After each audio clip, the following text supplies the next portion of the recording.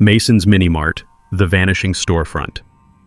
On February 3, 2016, Reddit user LostInTransit91 made a cryptic post in the Seattle subreddit that would spark one of the strangest internet mysteries in recent history. The post contained a photo of a small, run-down convenience store with a faded blue sign reading Mason's Mini-Mart. At first glance, it looked like any other old convenience store. The windows were covered in dusty advertisements for cigarettes and soda. The neon "Open" sign flickered weakly, and the parking lot was cracked and empty. But something was off. The title of the post read, "How is this place still open? I've lived here for 8 years and never seen a single customer walk inside." While an overlooked corner store might not seem that bizarre, there were strange details that made people uneasy. The products in the window displays were decades old, sun-bleached beyond recognition. The security cameras above the entrance were always pointed at the street, not at the store itself. And the most unsettling part? The door was always locked. People in the comments quickly chimed in, some joking that the store was a front for illegal activity, while others speculated that it wasn't really a store at all. Then, LostInTransit91 posted an eerie update. "I stopped by after work today and knocked on the door.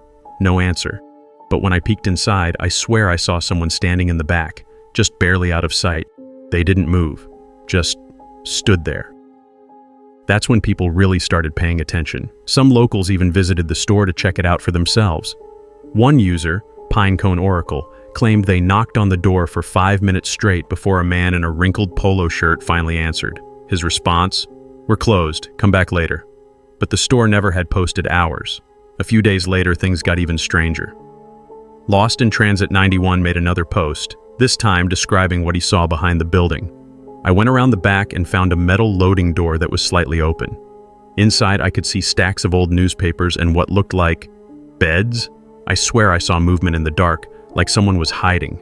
Then, out of nowhere, a black SUV pulled up nearby and just sat there, idling. I left immediately." At this point, the theory that Mason's Mini-Mart was more than just a store picked up steam. Some believed it was a money laundering front. Others thought it was tied to human trafficking.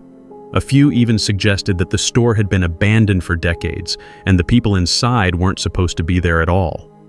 Then, a user named Cypher Agent 57 left a chilling comment. "If you know what's good for you, you'll drop this now. Some doors aren't meant to be opened."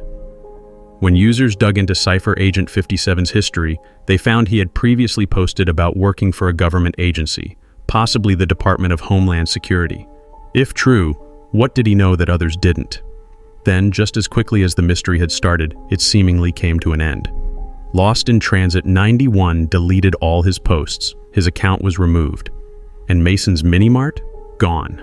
Locals reported that within a single night, the building was completely cleared out. The sign was removed, the windows boarded up. It was like the place had never existed. One user, Rusted Gears, even drove by to see for himself. His post read, "There's no trace of Mason's Mini-Mart anymore. It's just an empty lot now. No debris, no demolition signs, nothing. It's like it was never there at all." So what was Mason's Mini-Mart? A front for something illegal, a safe house for people on the run, or something far more sinister? To this day, no one knows for sure. All that remains is a handful of blurry photos and the eerie memory of a storefront that never should have existed. In March 2014, an obscure PC game called Elysium.exe appeared on a handful of indie game forums, seemingly out of nowhere. It was an eerie, pixelated adventure game, reminiscent of early 2000s RPG Maker titles. Players controlled a nameless character wandering through a dreamlike city filled with empty streets, flickering neon signs, and strange, faceless NPCs who only spoke in cryptic phrases. The game had no clear objective. There were no enemies, no puzzles, just a series of bizarre environments to explore. But what made Elysium.exe truly unsettling was the way it seemed to change depending on who was playing. Some reported seeing different buildings and NPCs every time they restarted the game. Others claimed the game would address them by their real name, even if they had never entered it anywhere. At first, it was dismissed as just another experimental indie project. That was until April 19, 2015, when a Reddit user named DeltaV92 made a post in the RR Obscure Games subreddit that changed everything. Has anyone else played Elysium.exe? It knows too much.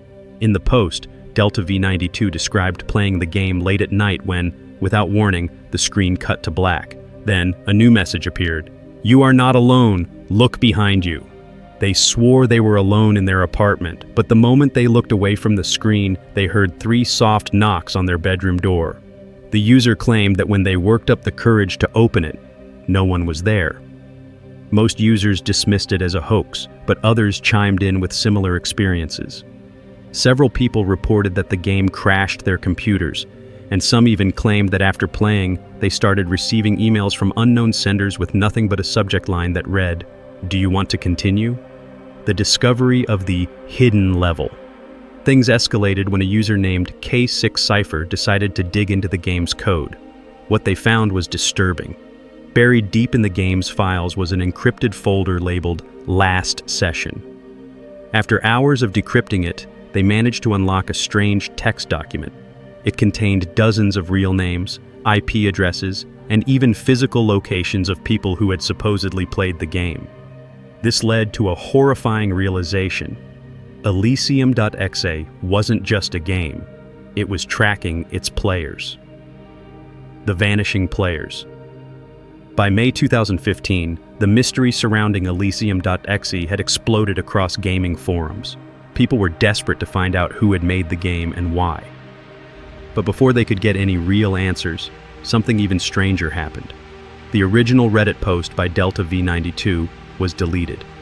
Not just the post, their entire account was wiped from the platform. Attempts to contact them led to nothing. Some speculated they had deleted everything themselves, but others believed something or someone had erased them. Then one by one, other users who had reported strange experiences also disappeared from the internet. Their accounts were deactivated, emails bounced back as undeliverable, and in one chilling case, a user named NerveLink23 posted a final cryptic message before vanishing. I made a mistake. If you still have Elysium.exe on your PC, delete it. Don't play. Don't look for answers. Just forget it ever existed. The game is gone, but not forgotten. Shortly after these disappearances, Elysium.exe was completely erased from the internet. Every download link was removed, the forums where it had been discussed were mysteriously shut down, and even archived versions of the game's website returned error messages. To this day, no one has been able to track down its creator.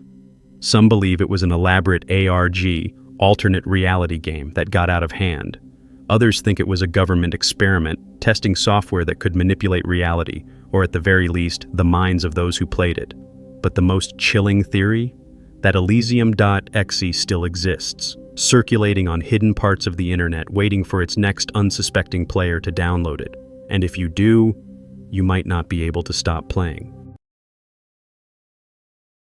In September 2019, Reddit user EchoVortex93 made a cryptic post in the Chicago subreddit that quickly gained traction. The post read, "Turn your radio to 103.5 FM if you're near Ravenswood. Something weird is happening." They claimed that while driving home, they had stumbled upon a bizarre transmission, a looping series of distorted voices, strange mechanical hums, and what sounded like someone whispering numbers. At first, they assumed it was just radio interference or a pirate station, but the more they listened, the stranger it became. The station would cycle through static, unsettling ambient sounds, and occasionally clips of old speeches, JFK, Apollo 11 broadcasts, and even what sounded like old Cold War emergency warnings. Some of the voices spoke in English, but others were in Russian, German, and an unidentifiable language. At exactly 3:03 a.m., the broadcast suddenly changed. A robotic voice came through the static and said, "This is a message for the sleepers. You will awaken soon." And then, silence. More reports start rolling in. At first, the post was dismissed as a hoax, but within days, more people started reporting the same thing. Another Reddit user, Cedar Skyline, claimed they had been hearing the broadcast for weeks. They wrote, "I live near the station. I've been hearing these weird transmissions since August. It's always late at night and the voices change. Sometimes it's numbers, sometimes it's music that sounds like it's from an old horror movie. But last night I heard something new. Someone was laughing. Not a normal laugh. It sounded wrong." Users across Reddit, Twitter, and local Facebook groups began tuning into 103.5 FM, trying to capture recordings. Some claimed they heard Morse code, others swore they could make out coordinates buried under the static. A few reported hearing their own names being spoken in distorted whispers. A station that shouldn't exist. Curious Redditors decided to look up 103.5 FM in Chicago to see what station was officially assigned to that frequency. What they found made things even stranger. 103.5 FM was a top 40 pop station. During the day, it played nothing but mainstream music. But late at night, the mystery signal would take over. The fact that a known station was being hijacked ruled out simple radio interference.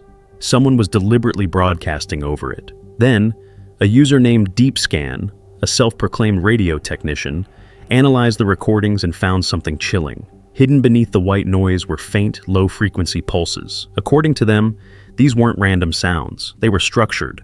This isn't just noise, it's a pattern. Someone is sending a coded message. The disappearance of Echo Vortex. As speculation ran wild, the original poster, Echo Vortex 3, promised they would go to the supposed broadcast source, a small abandoned transmission tower near Ravenswood, to investigate. They planned to stream it live, but before they could, their Reddit account was deleted. Not just deactivated, completely wiped.